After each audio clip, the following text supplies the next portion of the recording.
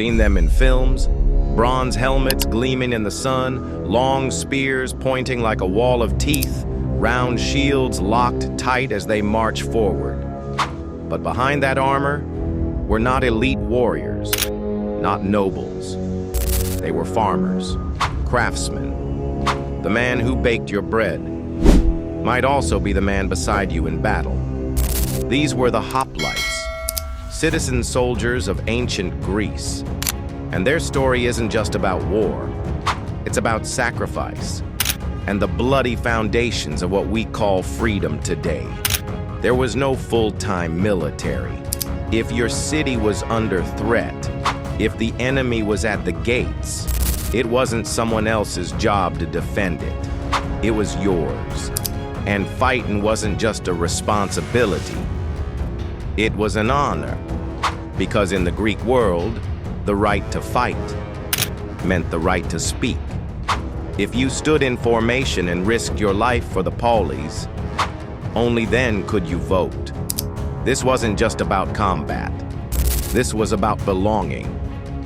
But the glory came at a terrible cost. Hoplite battles were brutal. They didn't last for days.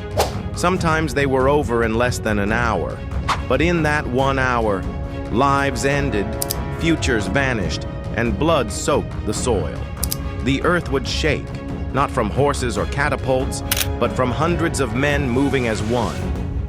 Shields locked, spears angled forward, a living wall. When two phalanxes collided, it wasn't graceful. It was chaos. Spears shattered, men tripped over bodies, bronze slammed against bronze. The screams of the wounded, the final breath of those trampled underfoot. And when it ended, there was no cheering, only silence. After the battle, the survivors returned to count the dead. But what happened next is where history takes a darker turn. Because in most Greek city-states, the battlefield wasn't just a place of sacrifice, it was a filter. Those who fought were rewarded with power, and those who didn't, they lost it. If you didn't bleed for your city, why should you get a voice in how it's run? In Athens, the cradle of democracy, you had to serve to gain full political rights. Voting was tied to valor. Democracy wasn't a gift. It was earned in blood. And that raises a disturbing question. Was democracy in ancient Greece built because of violence or in spite of it? Today, we imagine democracy as peaceful elections and speeches. But for the Greeks, it began on the battlefield, and that's where it was tested. Over time, the hoplites faded. New tactics emerged. Mercenaries replaced citizen soldiers. City-states gave way to empires. Macedonian, then Roman. But the legacy of the hoplite didn't die. Because the idea they carried, that a free society must be defended by those who belong to it, didn't vanish.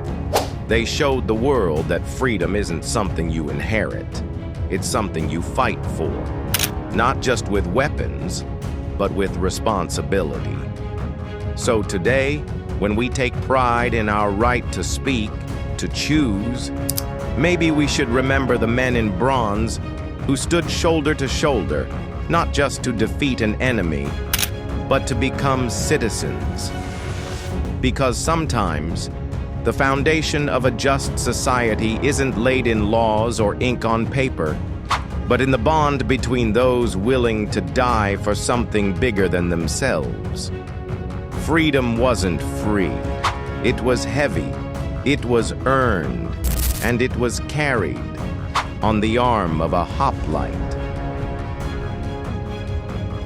History is full of shadows, secrets, and forgotten voices, and we're here to bring them back to life. If this story moved you, imagine what else waits to be uncovered. From ancient fortresses to whispered legends, each tale holds power. So if you crave more journeys into the mysterious and the true, don't forget to like this video, leave your thoughts in the comments, and most importantly, subscribe. because some stories deserve to be told again.